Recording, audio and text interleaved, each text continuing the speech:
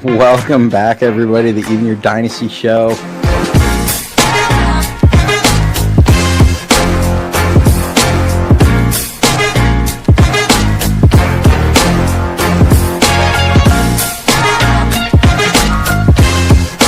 We just got breaking news in.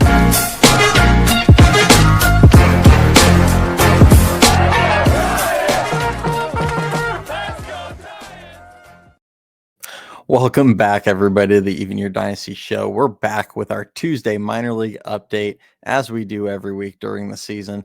As you notice, there's a little bit of a plain background going on right now. I just moved my desk to a different room in the house. We'll hopefully have some decorations up before next show, but for today, this is what we've got. But we're still going to jump through it. We're still going to get to it. Lots of good action down on the farm, as you see from the thumbnail. I mean, it's going to start with Bryce Eldridge. We'll touch on kind of where we think he is as far as how close he is, as well as, if the team might even consider bringing him up for this season.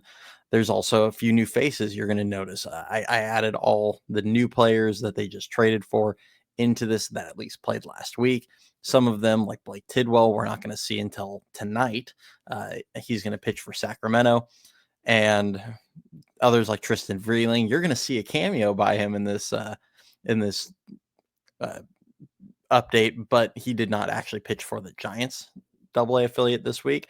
And then also a few other guys had big weeks. A couple guys made player of the week in their respective leagues. So we'll touch on that as well. But, before we hop right into it, for those of you that do enjoy the content, enjoy these updates and our live shows and all that stuff, please do hit that like, hit the subscribe, all that good stuff. It really helps for the channel growth. We're trying to get to 2,000 subscribers before the end of the season. We will be doing a giveaway at 2,000. So on whatever live show happens right after that. So be ready for that. But like I said, if you do enjoy it, please do hit the like and hit the subscribe. But jumping right into it, we're going to start with AAA Sacramento. They went 2-4 versus Albuquerque. They're now 54-54 on the season. Number one prospect, Bryce Eldridge. He had another huge week. Since he's returned from his injury, he had kind of that rough weekend series upon his return. And then since then, the two following weeks, he's just absolutely crushed the baseball. I wouldn't say he's quite beat the door down, but he's definitely given it a few kicks. I saw someone mention earlier, like maybe a hinge has fallen off. He's making a lot of noise down in Sacramento, and it's going to get, if he does this for a couple more weeks, it's going to get a little bit difficult to ignore. But he went 8 for 24 with 3 home runs, 3 walks, and 5 strikeouts. His first 11 games in Sacramento, he was hitting 143 with a sub 500 OPS. Since then, in the last 20 games in Sacramento, he's hitting 307 and has 8 home runs in that span and 12 extra base hits. The strikeout rate in those 20 games is 25.8%.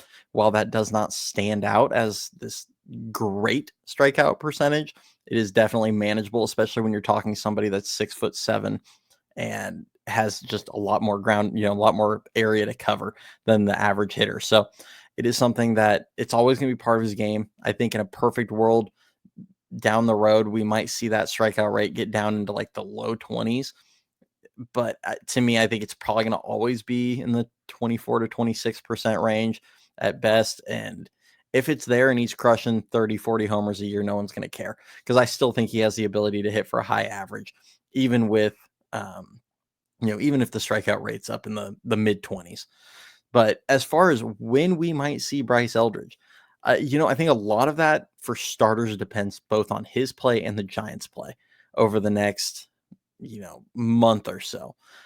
I've said the first thing that I would want to do is I want to make sure he maintains rookie status for next season. A lot of people might not agree with that. A lot of people might not care about that. To me, the prospect promotion incentive is important enough, or a big enough, kind of carrot on the stick to pursue. You're talking about a possible draft pick. It's basically a first round pick. Like, you get it immediately after the first round. So you'd have pick 31 or 32. And I think it's worth pursuing because he does meet the criteria in every capacity as far as being on multiple top 100 lists. And if they keep him up, for the full season and he wins Rookie of the Year or he receives MVP votes, you're talking about getting a premium draft pick. So to me, it is worth pursuing that. Now, what does he have to do to be eligible for that? He can't be on the everyday or active roster for more than 45 days. He also can't accumulate more than 130 at bats. So the last game of the season, I believe, is September 27th. If you bring him up right around 5 weeks prior to that, he's probably going to get 25-ish at bats a week, give or take. So, maybe 4 or 5 weeks out, you think about bringing him up and letting him play out the year, get some experience. He should stay under the at bat total. He would definitely stay under um, the service time threshold. And then if you're looking at a possibility, if the team does go on a run, it's very highly unlikely at this point. But if the team does go, full 2024 Detroit Tigers and just goes on a run at the end of the year and makes the playoffs, by doing it before September 1st, he's eligible for a playoff roster. So that's kind of why that time frame has made sense to me. Now, that said, the team might just decide to leave him down all year. I'm totally fine with that. They might decide to bring him up earlier. We'll all be excited to see him regardless. So that's kind of where I stand on him. As far as his game, the offense looks good. He, obviously he's a little susceptible to off speed, particularly off speed down in the zone. A lot of swing and miss there, but he's punishing mistakes. If you hang it, you hang it, he bangs it. He's crushing fastballs. Like, that's still a manageable offensive approach for now, and room to improve. Now, defensively, I know that's always been the big question mark for him. Much improved off of last season. Last season, he made 18 errors at first base between, across the 4 levels in about 100 or about 860 innings. This season, he's made 6 in about 407 or 460 innings. He's only made 6. So he's on pace to make less than half or about a third less errors. But the big thing that stood out for me, since he's been in Sacramento, he's played 255 innings. He's only made 1 error. So it passes the eye test. I've seen him now play in person. He looked comfortable there. I've watched a bunch of games. He's, he doesn't look like he's winning you any games with his glove, but he definitely doesn't look like a problem out there, which is a big step forward. All right, so moving on from that, number 11 prospect, Marco Luciano. He went 3 for 13, a home run, 2 doubles, 3 walks, and 5 strikeouts. I think there's an outside chance we might see him come up and get at least a little bit of at-bats against left-handers, but outside of that, his future is probably pretty limited in orange and black, unfortunately. Number 14 prospect, right-handed pitcher, Mason Black, 4 1/3, 3 earned runs, 7 hits, a walk, 4 strikeouts through 81 pitches, 57 for strikes. And someone did mention in the comments on the last live show requesting that I include positions for players. I will try and do my best to be better about including that with each of these guys. Number 15 prospect, right-hander, Trevor McDonald, went 5 2/3, an earned run, 5 hits, 2 walks, 3 strikeouts, 87 pitches, 54 for strikes. Trent Harris, the number 19 prospect, 2 games, 2 2/3, 2 earned runs, 3 hits, no walks, 3 strikeouts. Number 22 prospect, Wade Meckler. Now, he's been playing primarily outfield. They've mixed him in at second base. 4 for 15, a double, 4 walks, 4 strikeouts, and a stolen base. Tyler Fitzgerald been primarily used at second base. 5 for 25, a double, 5 walks, 8 strikeouts. Had a nice power surge last week. This week, ultimately he's been struggling quite a bit in AAA. Had kind of one big week. The strikeouts have been a big problem. He's still capable when he gets good pitches to hit of knocking a few out of the yard and hitting for some power. The speed's obviously not really an issue with Tyler Fitzgerald, but way too many strikeouts from what I've seen. Hayden Birdsong went 4 1/3, 4 earned runs, 7 hits, a walk, 4 strikeouts through 83 pitches, 51 for strikes. And then new guy, Drew Gilbert, who they acquired in the Tyler Rogers trade, had a really nice 2 games after the trade this last week. Went 4 for 7, a triple, 3 walks, a strikeout, and a stolen base. The triple was nice to see because he actually went to the opposite way with it. He's definitely a pull happy hitter. He was like first percentile 100th percentile in pull percentage. And he's like high end as far as pulling the ball in the air. Uh, that said, nice opposite field triple in this, in his 2 games here. And they did use him in center field in the series. He'll probably play either center or right field. Ultimately, he's got a great arm, 60 grade arm. So the arm would play really well in right field. So ultimately, I think they do shift him to right if he ever makes it up to the majors, which I anticipate happening. If not this year, possibly like opening day, he'll be a threat for that opening day spot. But right now they're working him in center. But if you look at his career, he's logged a few hundred innings in both corners, has primarily worked in center. I think his range is definitely better suited for right field than center field. But a lot of these guys, they like to give the experience in center if it's available. Gerard Encarnacion, he obviously just got called up with Luis Matos going back down yesterday. He went 6 for 15, a home run, a double, a walk, 4 strikeouts. And then Braxton Roxby pitched in 3 games, 3 2/3 innings, 3 earned runs, 8 hits, 4 walks, 7 strikeouts. He is a right-handed pitcher. Moving over to Double-A Richmond, they went 2-4 versus Somerset, 37 and 62 on the season. Number 4 prospect, 5 for 22, a home run, 3 walks, 5 strikeouts. The home run he hit off the scoreboard. And I told you Tristan Vreeling was going to make a cameo in this. That's who he hit it off of. So we'll hopefully see Vreeling pitch this week. I imagine we'll see him probably pretty early in the week because I believe that home run happened pretty early last week. So you'll probably see him make an appearance in the Tuesday, Wednesday range this week. But yeah, I thought that was pretty funny that that's who Bo hit the home run off. Number 8 prospect, Diego Velasquez, went 1 for 21, a double, 3 walks, 5 strikeouts, and a stolen base. He's been playing primarily second base. And going back to Bo, he's been playing center field. Number 9 prospect, left-handed pitcher Joe Whitman, 4 innings pitched, 4 earned runs, 8 hits, no walks, 7 strikeouts, 84 pitches, 53 for strikes. It was encouraging that the command was less of an issue in this game. He limited the walks. Unfortunately, he did get knocked around a little bit and did struggle. Just kind of interesting to watch him go. I mean, we've been saying the same thing for 2 years now with Whitman. Very up and down, bit of a roller coaster. He'll have stretches where he's completely dominant, stretches where he gets knocked around a bunch, stretches where he just can't find the strike zone. And, it's hard. I do think at least his floor is a pretty solid relief pitcher. He's got a really nice pitch mix, but that said, as a starter, it's been a bit up and down. Now, he was a guy that only really had like 1 year of experience pitching in college. He got very underused his first couple of years. So, there's probably a bit of a lack of experience there, and this could improve, over the next year or two as well. Number 28 prospect, Jack Choate, had another very solid outing, left-handed pitcher, 5 innings pitched, no earned, 3 hits, a walk, 7 strikeouts, 79 pitches, 46 for strikes. You continue to watch his stuff, and you see the very low velocity, big curveball, and you kind of continue to wonder, how does this guy still strike out so many guys for overall his pitch mix? But he does. He keeps looking really good, and this is, I think, about 3 great starts in a row. He had a little bit of a lull in the middle of the season, but has been really good since then.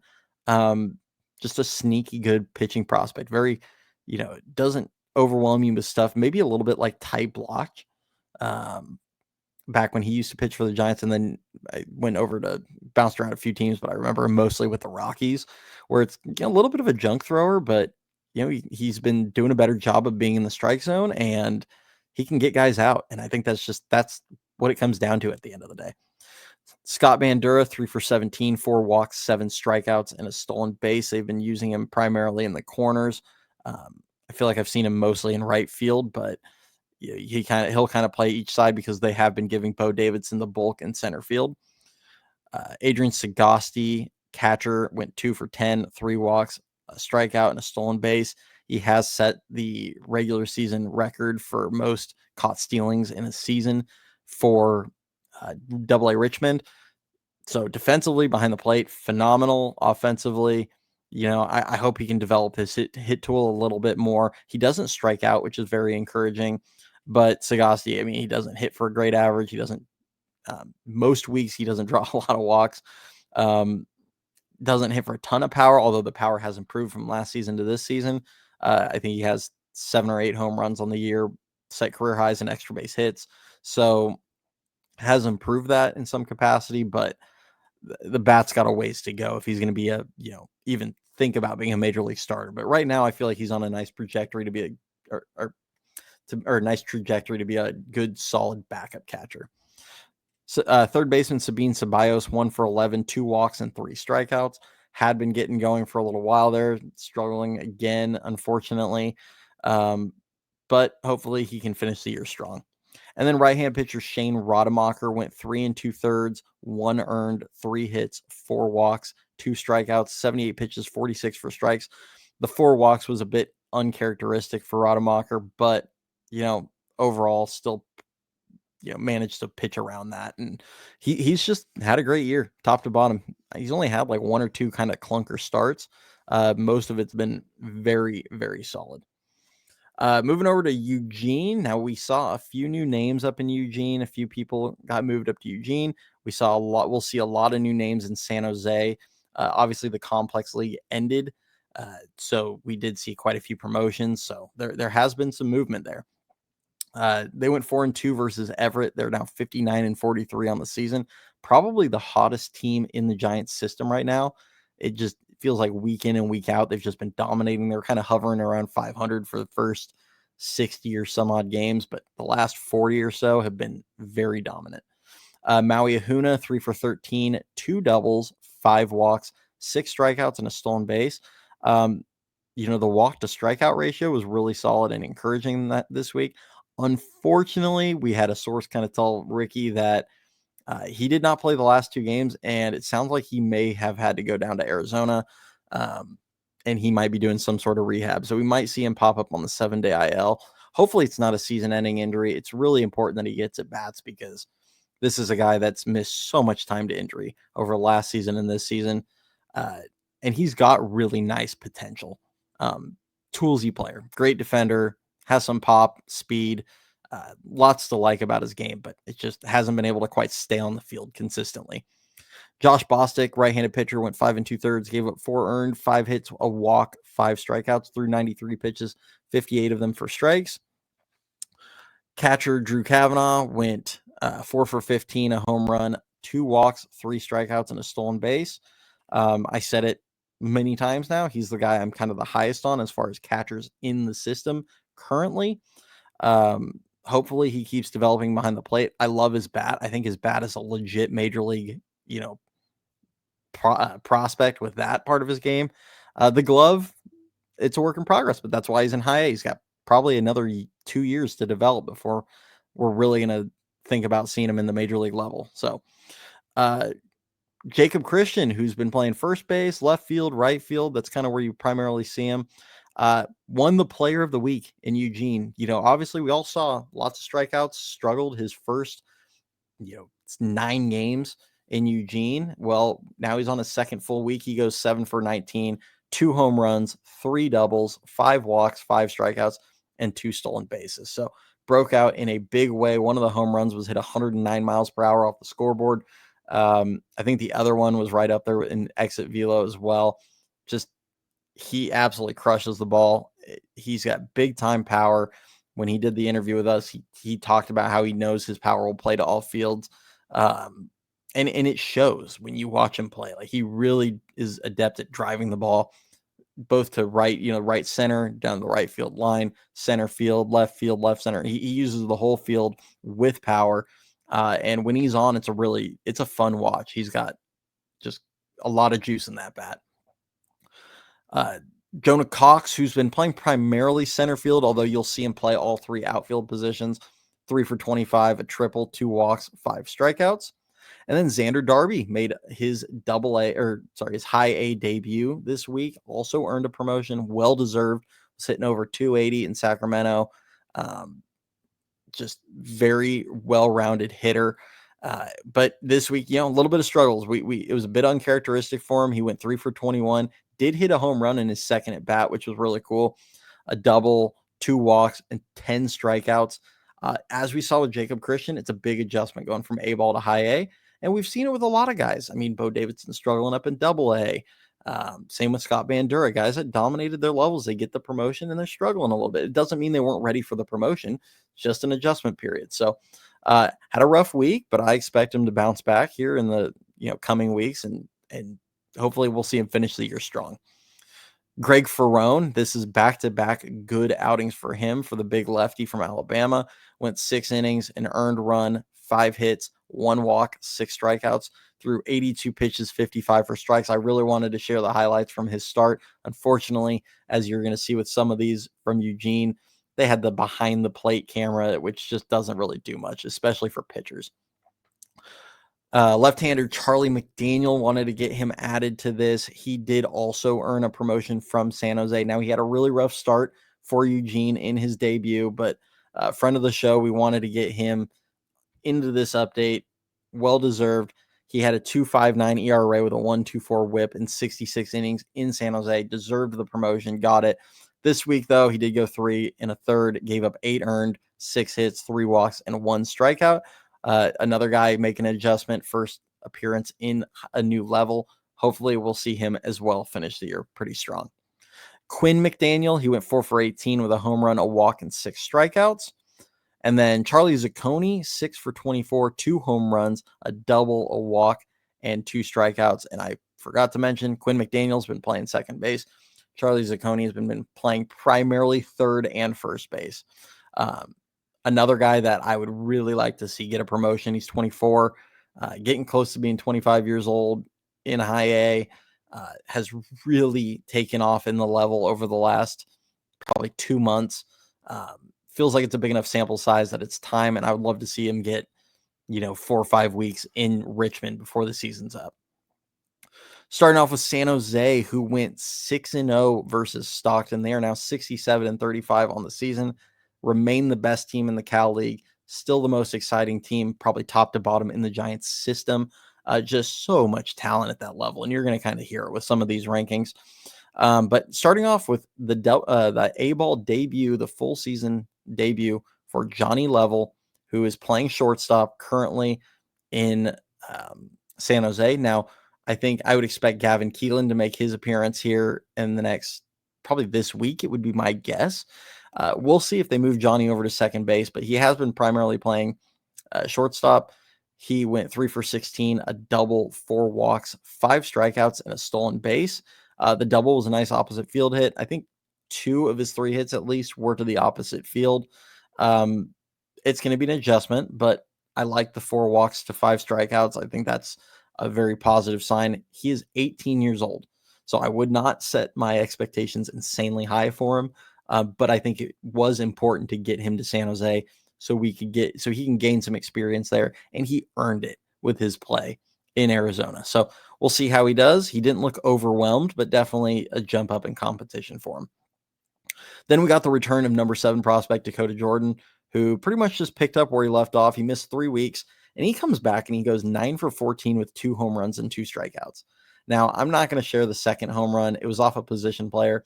That said, for a pitch that only came in at 50 miles an hour, he hit it with 114 mile per hour exit velocity. So that is impressive, regardless of if it was off a position player or not. That kind of bat speed and exit velocity is impressive. But I mean, this is a guy that he needs to be in Eugene to finish the year. Let him go through a little bit of struggles and learn something in Eugene to end the year, in my opinion. I mean, he's hitting over 315. He's got a near 900 OPS, hitting for power, playing his speed's playing.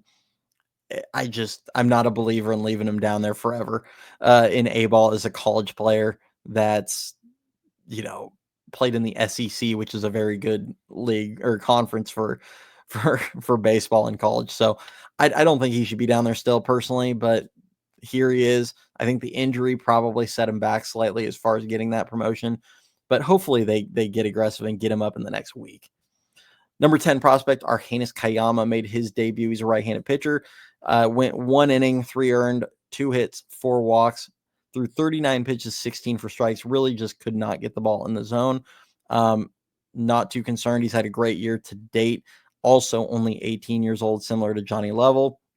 So hopefully we'll see that improve, but he brings you a mid-90s sinker and nice slider is kind of his bread and butter. We'll mix in a changeup. Great stuff. Just had a outing where he just couldn't find the zone. It is what it is.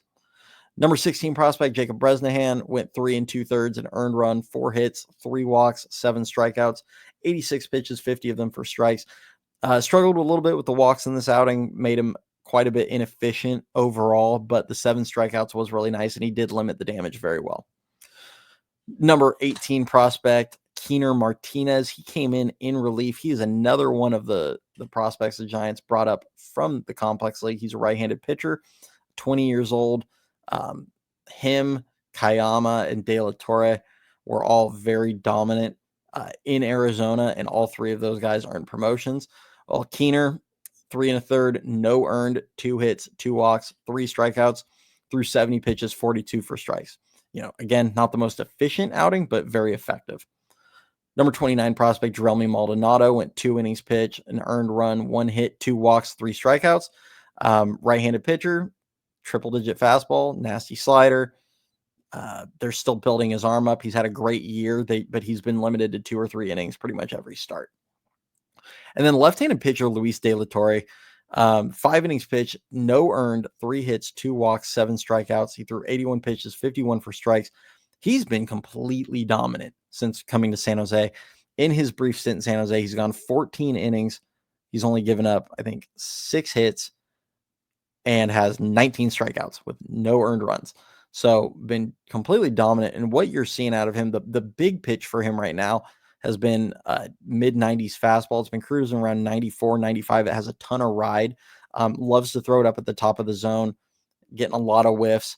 The slider has potential when he'll kind of spin a couple pearls here and there. I think the shape is good. I don't think that's a problem, though he has struggled to command it, has missed it arm side, gotten under a few, missed a few up. He hasn't left like big hangers out over the plate, so he hasn't really gotten punished for him, but hasn't really located him as well as he probably could either. So probably a guy that's one of those where he needs some development to succeed up in the upper levels, but the fastball plays so well that he'll probably dominate A ball. But I've really loved what I've seen out of him. You see the stuff and you can see the upside out of that arm. Lisbel Diaz, who's been playing kind of primarily corner outfield, he went 7 for 27, home run, 2 doubles, a walk, 4 strikeouts, and a stolen base. Has really turned it around for the last month or so, kind of recovering his numbers for the year, been playing a lot better. Right-handed pitcher Hunter Dryden went 3 innings, 3 earned runs, 2 hits, 7 walks, 2 strikeouts, 84 pitches, 43 for strikes. Obviously, the walks are a giant concern in that outing, but overall, still having a really good year out of Hunter. And then Robert Hipwell, another guy who's been playing primarily first base and third base, he won the Player of the Week in the California League. Another really great showing from him. He went 9 for 20, 2 home runs, a triple, 4 doubles, 6 walks, 7 strikeouts. I feel like I keep saying he's a bit of a 3 outcome hitter. Like that is what he is. But he does it really well. Lots of power out of him, lots of walks, and unfortunately with that, a lot of swing and miss, a lot of strikeouts. So that is something that obviously he's going to have to get the strikeout rate under control, but you can kind of, you see how well he gets on base and the power he hits for. And it's not like he's hitting for a poor average. He's hitting over 250 now on the season, which that came kind of mostly due to a start where he was hitting about $120 for a month and change. But really, really solid week. Well-deserved player of the week. He's been really good. He's got a near 900 OPS now in the Cal League.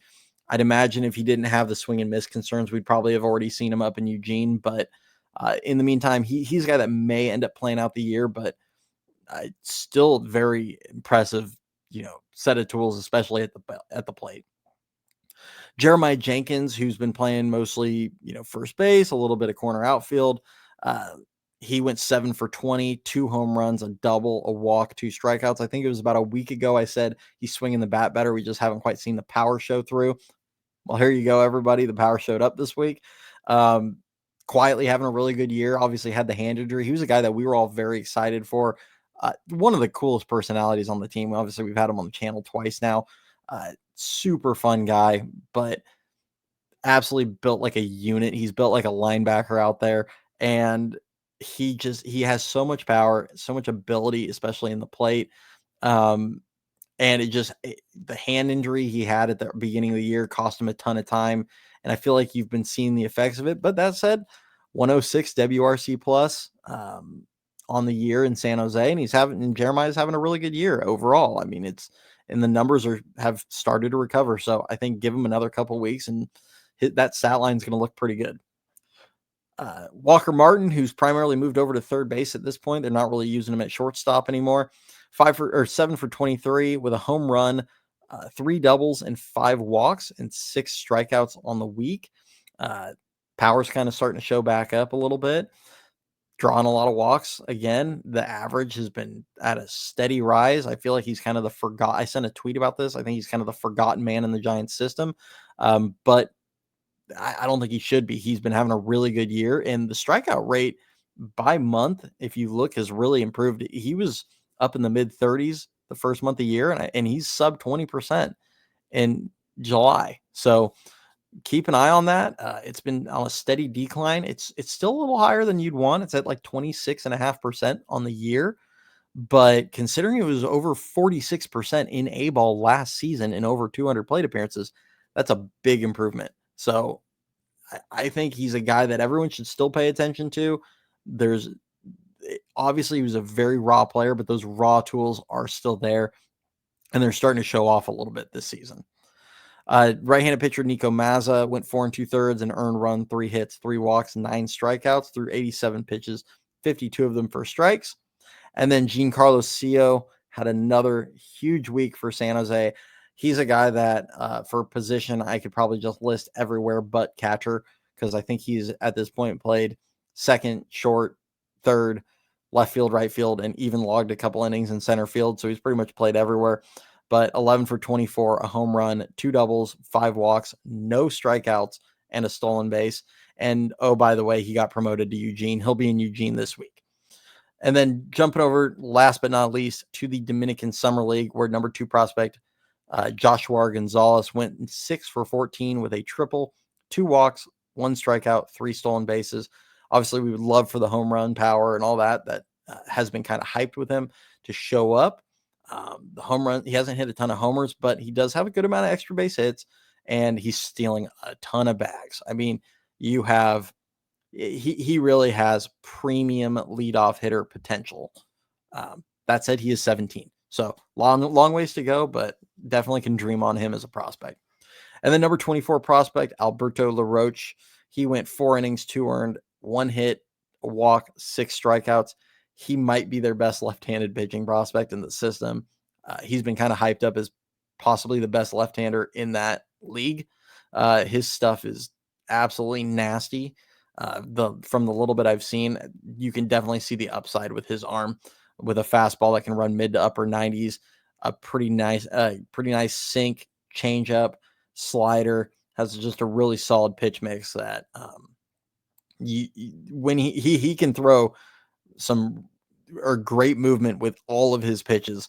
Now the command, that's going to be the big question, especially when you're talking about a 18-year-old. Gene McCarris, who's been playing primarily in the outfield, went 3 for 8, a double, a walk, 2 strikeouts, and a stolen base. And then shortstop Julian Barreto went 2 for 13, 3 walks, and 3 strikeouts. That's all we have for this week. So appreciate everybody jumping in. We will have our live show probably on Thursday night this week, like we do most weeks. From there, we try and sneak videos out here and there. We might have something else in the works, but we'll see. We will keep you guys updated, but for sure, catch us on Thursday night. And, like I said, we're on the race to 2K. We're trying to get there. So, please hit the subscribe if you don't already. Share it with your friends. Click the bell. Do all that stuff.